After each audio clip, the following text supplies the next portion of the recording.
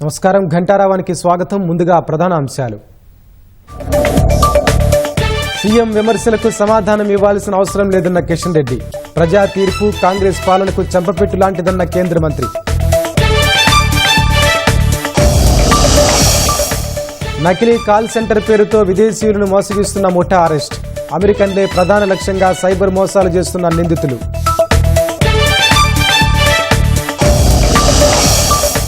సికింద్రాబాద్లో మద్యం మత్తులో స్నేహితుని చంపిన ఓ వ్యక్తి. నిందితుని అదుపులోకి తీసుకుని విచారిస్తున్న పోలీసులు.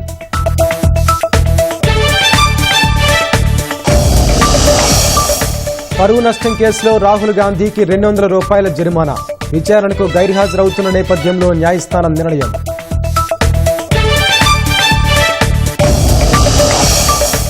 కెనడా బలహీన సరిహద్దు విధానాలతో అక్రమ వలసలు.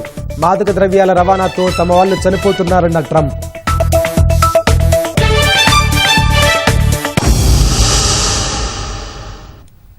ఖమ్మం జిల్లా ముదిగొండ మండలంలో 28 కోట్లతో చేపట్టిన అభివృద్ధి పనులకు ఉప ముఖ్యమంత్రి భట్టి విక్రమార్క శంకుస్థాపన చేశారు. మండలం నుంచి వల్లభి వెళ్లే రహదారిలో 5 కిలోమీటర్ల వరకు 4 లైన్ల విస్తరణ పనులను ప్రారంభించారు. హైదరాబాద్ నుంచి హెలికాప్టర్ ద్వారా ముదిగొండ చేరుకున్న భట్టి అంబేద్కర్ విగ్రహానికి పూలమాలలు వేసి నివాళులర్పించారు.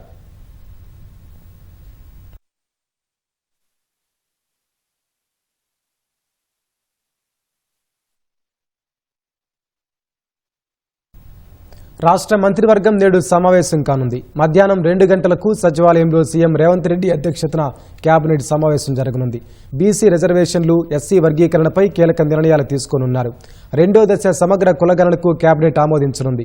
రానున్న బడ్జెట్ సమావేశాల్లో బీసీ రిజర్వేషన్లు, ఎస్సీ వర్గీకరణ బిల్లులను ప్రవేశపెట్టనున్నారు. అసెంబ్లీ సమావేశాల తేదీలపై నేడు స్పష్టత వచ్చే అవకాశం ఉంది. ఈ నెల 10 లేదా 12 నుంచి బడ్జెట్ సమావేశాలు నిర్వహించాలని భావిస్తున్నట్లు తెలుస్తోంది. 4th సిటీ నిర్మించనున్న ప్రభుత్వం దానికోసం ప్రత్యేక ఫ్యూచర్ సిటీ డెవలప్మెంట్ అథారిటీ ఏర్పాటుపై నేటి కేబినెట్లో చర్చించే అవకాశం ఉంది. నూతన పర్యాటకం, ఇందిరా మహిళా శక్తి, మైనింగ్ పాలసీలపై మంత్రివర్గం నిర్ణయాలు తీసుకునే అవకాశం ఉంది.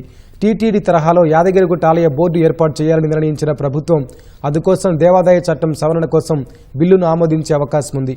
ఈ నెల 8న మహిళా దినోత్సవం సందర్భంగా కొత్త పథకాలపై నిర్ణయం తీసుకోనున్నట్లు తెలుస్తోంది. ఎస్ఎల్బీసీ టన్నెల్ ప్రమాదం, భూభారతి రూల్స్ తదితర అంశాలపై కేబినెట్ చర్చించే అవకాశం ఉంది.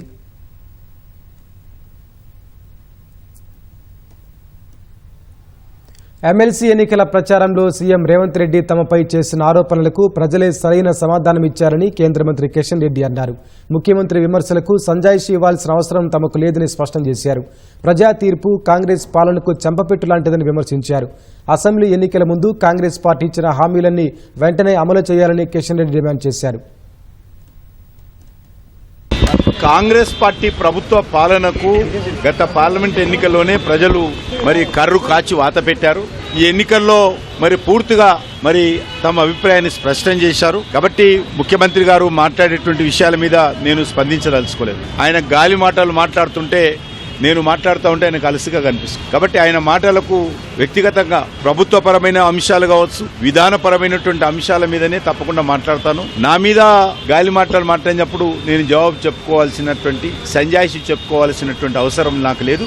నా గురించి ఈ ఎన్నికల ప్రచారంలో ఇష్టారాజ్యంగా ముఖ్యమంత్రి గారు మాట్లాడిన తర్వాత తెలంగాణ ప్రజలు ఎన్నికల్లో ఇచ్చినటువంటి తీర్పు ఏదైతున్నదో ఆ తీర్పే కాంగ్రెస్ పార్టీకి, పాలక పార్టీకి చెంపచెల్లుమనిపించింది. సరైనటువంటి జవాబు, నా మీద విమర్శకు సరైన జవాబు తెలంగాణ ప్రజలే చెప్పారు.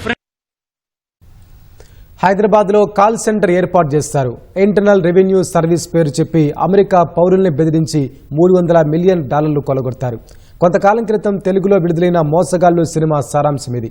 సరిగ్గా అదే తరహాలో ఇప్పుడు హైదరాబాద్లోనే అలాంటి నకిలీ కాల్ సెంటర్ కార్యకలాపాలు బహిర్గతమయ్యాయి.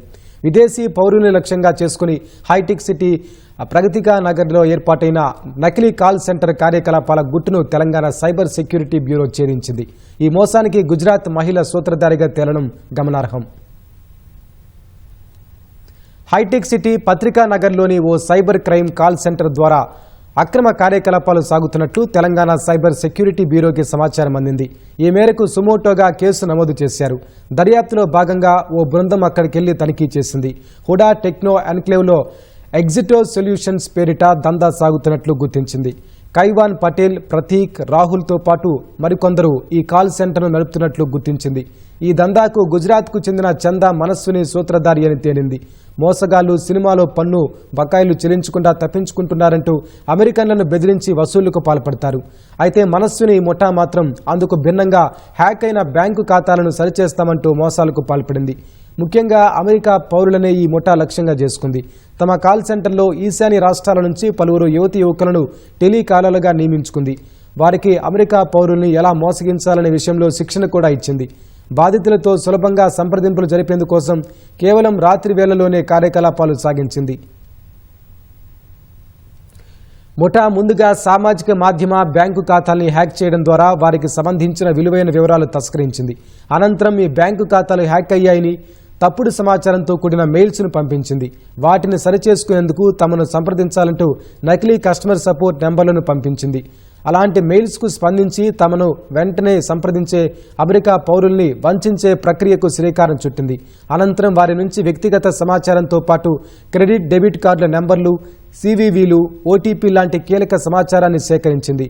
అలా వారి బ్యాంకు ఖాతాలోని నగదును కొల్లగొట్టింది. అలా కోట్లలోనే కాజేసి ఉంటారని పోలీసులు ప్రాథమికంగా అంచనా వేస్తున్నారు. ముఠా కార్యకలాపాలు సాగించిన కంప్యూటర్లను, హార్డ్ డిస్క్లను విశ్లేషించే పనిలో పోలీసులు నిమగ్నమయ్యారు. సికింద్రాబాద్ చిలకలగూడలో మద్యం మత్తులో ఓ వ్యక్తి స్నేహితుడిని కర్రతో కొట్టి హత్య చేశాడు. తరుణి సూపర్ మార్కెట్ సమీపంలో పెళ్లి ఊరేగింపులో బ్యాండ్ మేళం వాయించే నలుగురు యువకులు మద్యం సేవించారని పోలీసులు తెలిపారు. ఈ క్రమంలో స్నేహితుల మధ్య జరిగిన ఘర్షణలో నగేష్ అనే యువకుడిపై నర్సింగ్ కర్రతో దాడి చేశాడు.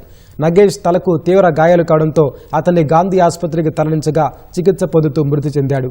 పోలీసులు కేసు నమోదు చేసుకుని నిందితుని అదుపులోకి తీసుకున్నారు.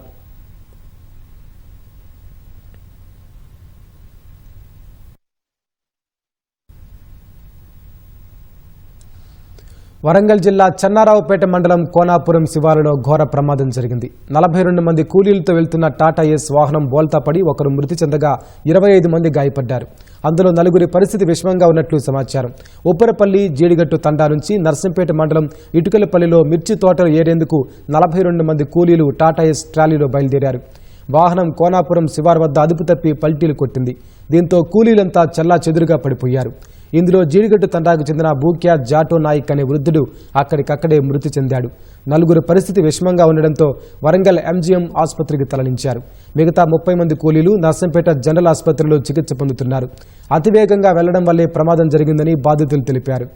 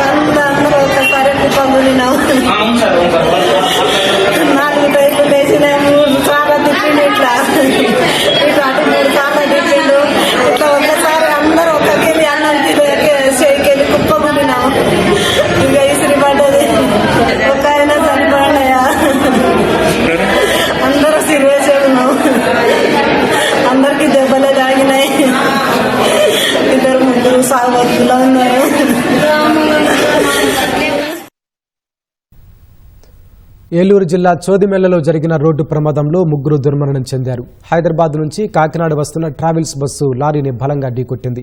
ప్రమాదానికి ప్రైవేట్ బస్సు బోల్తా పడింది. లారీ కూడా నుజ్జునుజ్జైంది. ఈ ఘటనలో ముగ్గురు మృతి చెందగా మరో 20 మందికి గాయాలయ్యాయి. క్షతగాత్రులను ఆసుపత్రికి తరలించి చికిత్స అందిస్తున్నారు. హైదరాబాద్ మియాపూర్ నగర్ నుంచి వస్తున్నామండి. అయితే కాకినాడకి తీసుకున్నామండి.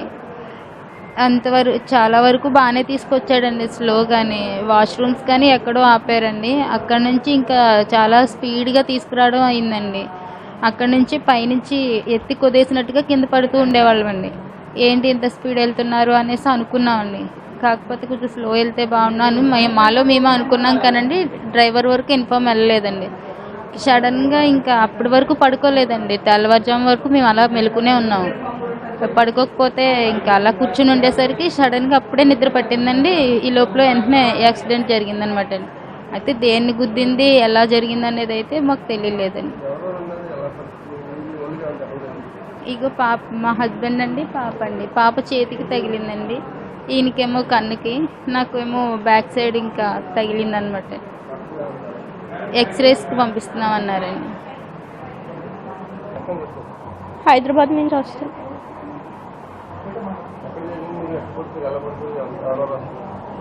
నేను మా రిలేటివ్ అమ్మమ్మ వస్తున్నాం. బస్ తిరగబడింది, కాలుకి తగిలింది, మెడకి తగిలింది, కాలు వాచి.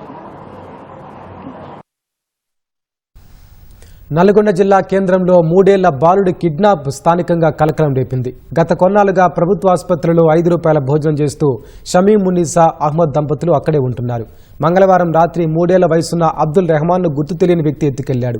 కొద్దిసేపటి తర్వాత గమనించిన తల్లిదండ్రులు నల్గొండ 2 టౌన్ పోలీస్ స్టేషన్లో ఫిర్యాదు చేశారు.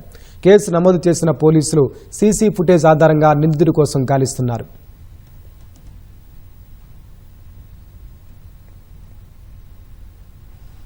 జయశంకర్ భూపాలపల్లి జిల్లా కొత్తపల్లి గోరి గ్రామ శివారులో పంట చేలో పెద్ద పులి కనిపించింది. పంచరాయి అనే ప్రాంతంలో ఓ మహిళా రైతు చేలో పనిచేస్తుండగా దూరంగా గట్టు మీద పులి నడుస్తూ కనిపించింది. ఆ దృశ్యాన్ని ఆమె చరవాణిలో వీడియో తీశారు. మరుసటి రోజు పొలం దగ్గరికి వెళ్లి చూడగా పెద్ద అడుగులు కనిపించినట్లు గ్రామస్తులు తెలిపారు. ఈ దృశ్యాలు సామాజిక మాధ్యమాల్లో వైరల్ కాగా గ్రామస్తులు అటవీశాఖ అధికారులకు ఫిర్యాదు చేశారు. పులి సంచరించిన ప్రాంతాన్ని పరిశీలిస్తామని అధికారులు తెలిపారు.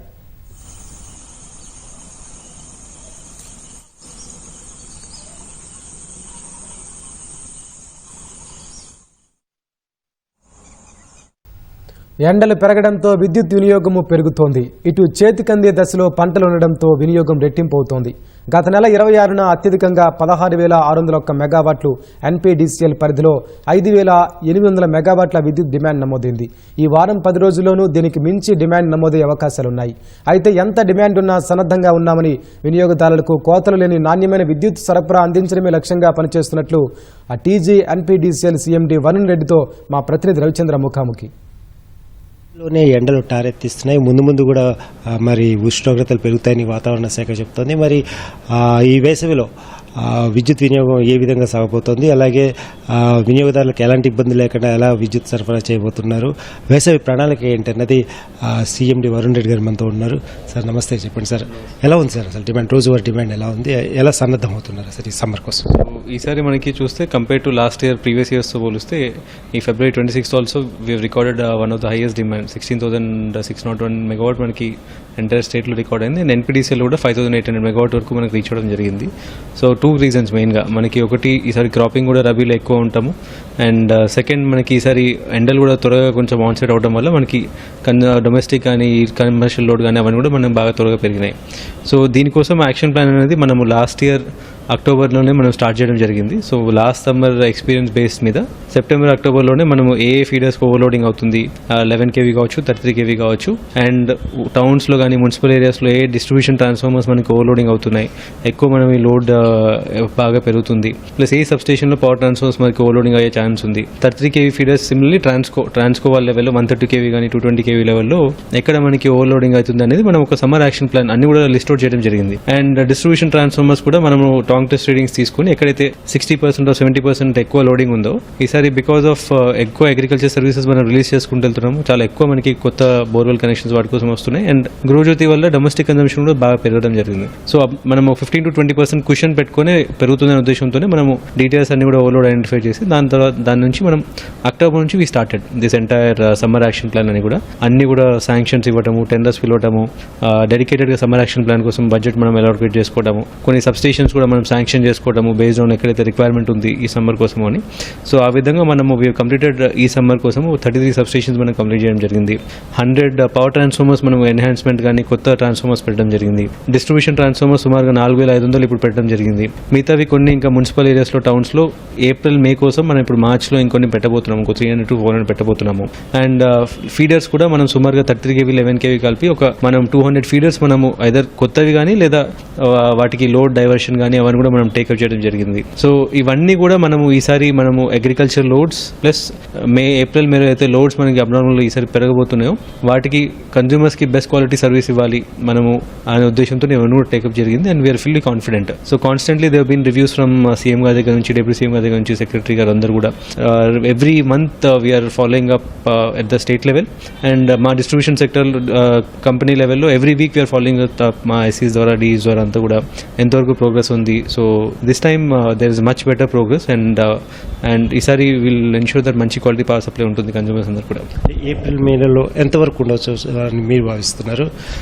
అంటే డిమాండ్ ఎలా ఉండబోతుంది? సో మనకి ఎస్పెషల్లీ ఎన్పీడీసీఎల్ మీరు చూస్తే మనకి పీక్ డిమాండ్ ఇప్పుడే వస్తుంది. మార్చ్ ఫస్ట్ వీక్ సెకండ్ వీక్లోనే వస్తుంది. ప్రిడామినెంట్లీ మాకు 45% ఆఫ్ లోడ్ అగ్రికల్చరే ఉంటుంది. డొమెస్టిక్ విల్ మేకప్ అరౌండ్ 25% ఉంది, కమర్షియల్ ఇంకో 20 and industry will be somewhere around 15% ఉంటుంది. సో అగ్రికల్చర్ అంతా కూడా మనకి మార్చ్ 15-16కి మనకి మాక్సిమం ఇంకా స్లోగా తగ్గుపడటం స్టార్ట్ అవుతుంది. అన్నీ కూడా క్రాప్స్ హార్వెస్ట్ అవుతూ ఉంటుంది కాబట్టి.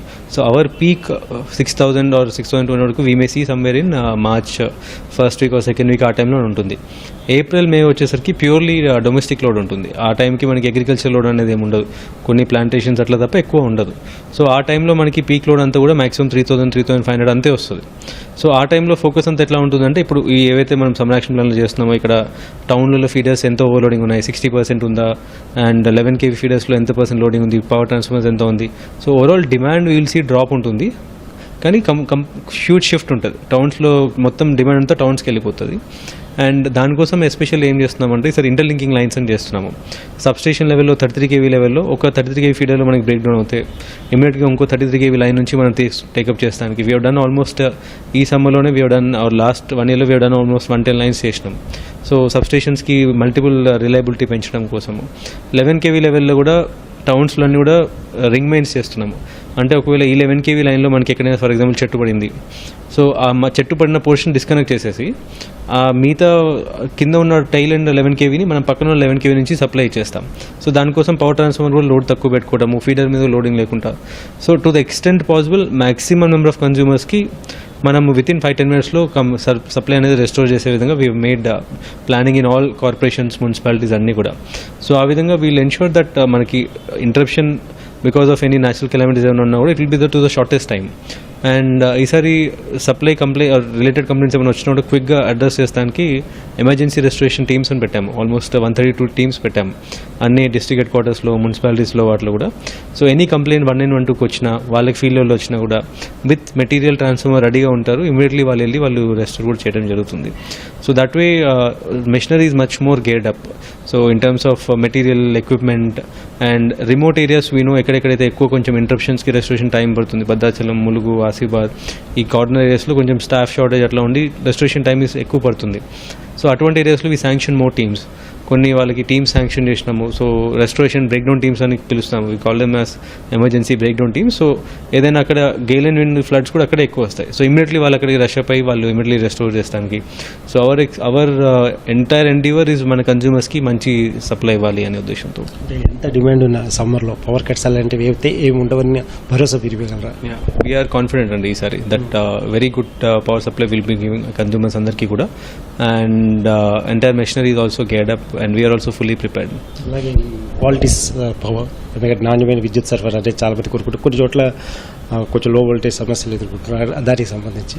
సో లో వోల్టేజ్ సమస్యలు మనం ప్రధానంగా చూస్తే ఎక్కడైతే లెందీ ఫీడర్స్ ఉన్నాయో ఆ ఏరియాస్లో ఉంటుంది. మీకు మహబూబాద్లో కొత్తగూడ ఫీడర్ ఒకటి ఉంటుంది, అది మొత్తం మీకు చివరికి బయ్యారం వరకు వస్తుంది.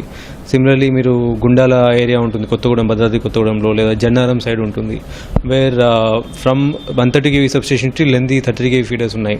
సో అటువంటి చోట ఏం చేస్తున్నామంటే ఈసారి గుండాలలో ఒక 33 kV బూస్టర్ పెట్టాము. ఆ బూస్టర్ పెట్టడం వల్ల వోల్టేజ్ అక్కడ పుషప్ అవుతుంది. సిమిలర్గా మనం కొత్తగూడ ఫీడర్ మీద ఏం చేసినాం, కొంచెం లోడ్ వేరే వాటికి డైవర్ట్ చేసినాం, అక్కడ కొన్ని కెపాసిటర్ బ్యాంక్స్ పెట్టడం జరిగింది. సో దాంతో వోల్టేజ్ ప్రొఫైల్ అనేది కొంచెం బెటర్గా మెయింటైన్ అవుతుంది. జన్నారంలో వాట్ వీ హవ్ అనేది అక్కడ కొంచెం ట్యాప్ చేంజ్ చేస్తాం. సో హై ఎండ్లో మనం 34 kV కానీ అట్లా మెయింటైన్ చేస్తే కిందకు వచ్చేసరికి మనకి ఆ వోల్టేజ్ అనేది మెయింటైన్ అవుతుంది.